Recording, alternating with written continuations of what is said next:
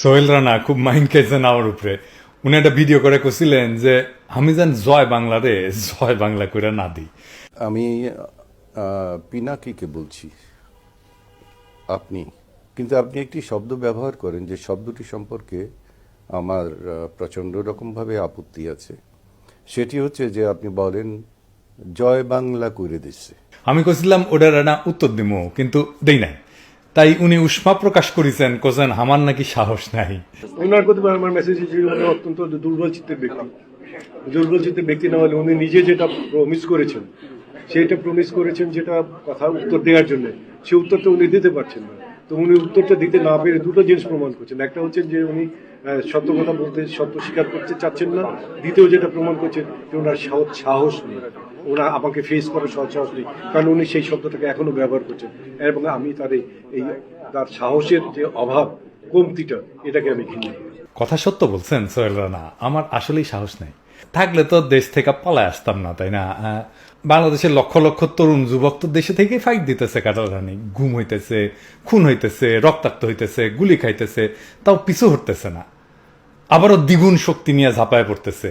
আমি ওগুলো তুলনায় ভীতুই। তো কি মনে করছিলেন যে আমাকে ভীতু করলে আমি কমু? না না, আমি সাহসী। হ্যাঁ, যাই হোক।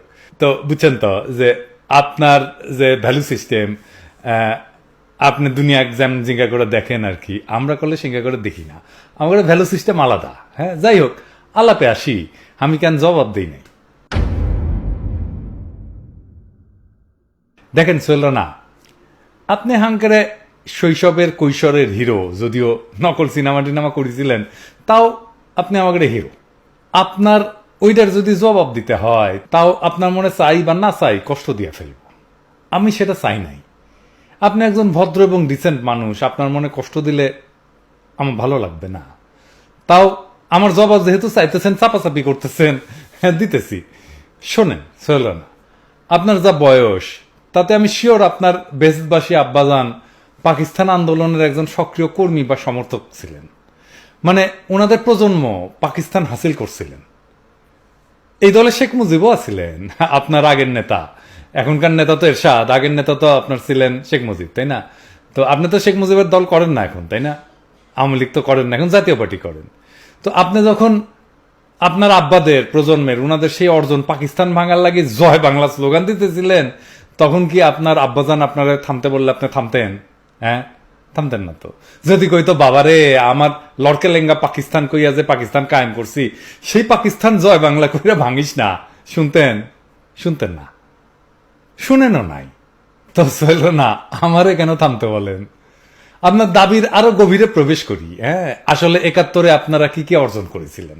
চলেন, আপনি মনে করেন না যে আমি আপনাদের অবদানকে আত্মত্যাগরে ছোট করতেছি, এটা আমার লক্ষ্য না। কিন্তু আসেন আমরা ৭১ আগে আর বাংলাদেশের জন্মের পরের অবস্থা একটু মিলায় দেখি। হ্যাঁ, আপনি কন, আপনারা কন যে ৭১ দেশ স্বাধীন হচ্ছে। হ্যাঁ, তার মানে কি আগে স্বাধীন দেশ আছিল না? পাকিস্তান কি পরাধীন দেশ আছিল নাকি? নাকি আপনাদের আব্বাদের প্রজন্ম দেশে পরাধীন বানানোর জন্য লড়াই করছিল? মানে পাকিস্তান যেহেতু পরাধীন, তো পরাধীন পাকিস্তান বানানোর জন্য লড়াই করছিল, মানে একটা পরাধীন রাষ্ট্র বানানোর জন্য লড়াই করছিল আপনার বাপেরা। পাকিস্তান একটা স্বাধীন দেশ আছিল। আপনি এবং আপনার প্রজন্ম সম অধিকার নিয়ে পাকিস্তানের নাগরিক ছিলেন। আপনার ভোটাধিকার ছিল, আপনি ভোট দিয়ে আপনার নেতা নির্বাচন করতে পারতেন, আপনার বাক স্বাধীনতা ছিল, রাজনৈতিক অধিকার ছিল, কথা বলার অধিকার ছিল, সমাবেশের অধিকার ছিল, বিক্ষোভের অধিকার ছিল। ৭ই মার্চে শেখ মুজিব যে ভাষণ দিছিল ওই যে ওইখানে, ওই যে রমনায়, তো ওই মিটিং এর পারমিশন কি পাকিস্তানের পুলিশের কাছ থেকে নিয়ে করছিল শেখ মুজিব? করে নাই তো। এখন আপনার পুলিশের পারমিশন নিয়ে সমাবেশ করা লাগে। ৭০ আপনি আওয়ামী লীগের ভোট দিতে পারছিলেন না নাকি পারেন নাই? পারছিলেন তো। রাতের বেলা তো ইয়া ভোটের বাক্স ভরে নাই হাসিনার মতো। ৭১ আগে গুম হয়েছে একজনও পূর্ব পাকিস্তানে?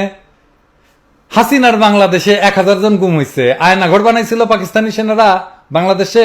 বানায় নাই, ডিজিএফআই বানাইছে। কাউরে দেশ ছাড়া করছে পাকিস্তান? করে নাই, একজনও না। আজ প্রায় ১ লাখ বাংলাদেশি দুনিয়ার নানা দেশের রাজনৈতিক আশ্রয় আছে। কথা বলার জন্য জেলে নিছে কাউরে, লেখালেখির জন্য জেলে নিছে কাউরে? লেয়নি। হাসিনা বিরোধী নেতাকর্মীদের নামে কত মামলা দিছে জানেন? জানেন? আইয়ুব খান কতগুলো মামলা দিছিল, ইয়াহিয়া খান কতগুলো মামলা দিছিল বাঙালিদের নামে। আপনি আঙ্গুলে কইসা বাইর করতে পারবেন, 1000টাও হবে না। আমি শুধু বিএনপির হিসাব দেই। 2009 সাল থেকে 2022 সাল পর্যন্ত সারা দেশে বিএনপির নেতাকর্মীদের নামে যে সমস্ত মামলা হয়েছে তার সংখ্যা কত জানেন আপনি? জানেন সোহেল রানা? 1.5 লাখ। আপনি 1000টা মামলা দেখান তো পাকিস্তান আমলে আওয়ামী লীগের নামে হয়েছিল, দেখান তো। পারবেন না। আসামি কতজন এই মামলায়? 36 লাখ। কারাগারে আটক আছে কতজন? 20,000 বিএনপির নেতাকর্মী। পাকিস্তান আমলে কয়জন কারাগারে ছিল বিরোধী দলের নেতাকর্মী? আওয়ামী লীগের কতজন নেতাকর্মী কারাগারে? হিসাব করেন তো দেখি। হাসিনা কত মানুষ মারছে তার হিসাব আছে আপনার কাছে?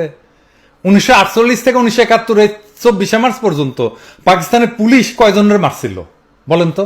21 ফেব্রুয়ারিতে 4 না 5 জন, 69 আসাদ, এ তো মোট 6 জন। আর কত আছে? আর হিসাব আছে? আর কিছু আছে চুটকা চাটকি, ওই যেমন এই যে খাপড়া ওয়ার্ডে কয়েকজনকে মারছিল। তো ধরেন সব মিলা কতজন? 20 জন, তার বেশি হবে না, খুঁজে বের করতে পারবেন না। আর হাসিনা 5 মেতেই কমপক্ষে 200-র বেশি আলেমরে মারছে। পাকিস্তানের টাকা লুট করে কি কানাডায় বেগমপাড়া বানাইছিল পাকিস্তানিরা? পাকিস্তানে কি দুর্ভিক্ষ হয়েছিল? হ্যাঁ, বমি চাইটা খাইছিল পাকিস্তানের মানুষ? বাসন্তী কি জাল পড়ছিল পাকিস্তান আমলে? পাকিস্তানের কবিরা কি লিখেছিল যে ভাত দে হারামজাদা নইলে মানচিত্র খাবো? পাকিস্তানে কি ফ্যাসিবাদ কায়েম হয়েছিল? তাহলে কি স্বাধীন করেছেন দেশ সোহেল না? মুক্তিযুদ্ধ করেছেন, মুক্তি মানে বুঝেন আপনি? গোটা দেশকে হাসিনার বর্বর শাসনে শৃঙ্খলিত কইরা এটা আপনি করছেন মুক্তি? বাংলাদেশের মানুষ মুক্তি পাইছে তো কিসের মুক্তিযুদ্ধ এটা? কি স্বাধীন হয়েছেন আর কি মুক্তিযুদ্ধ করেছেন, এটা জবাব দেন এখন। এগুলো তো কভার চাই নাই। আপনি তো জোর কইরা খুঁচায় বাইর করলেন এই কথাগুলা। আর এই সবকিছু হয়েছে জয় বাংলা স্লোগান দিয়া, মুক্তিযুদ্ধের চেতনা বাস্তবায়নের নামে। বাংলাদেশের সমস্ত প্রতিষ্ঠানকে ধ্বংস করা হয়েছে এই মুক্তিযুদ্ধের চেতনার নামে। আদালতকে ধ্বংস করা হয় নাই? টাকা দিয়ে রায় কেনা লাগে এখন হাসিনা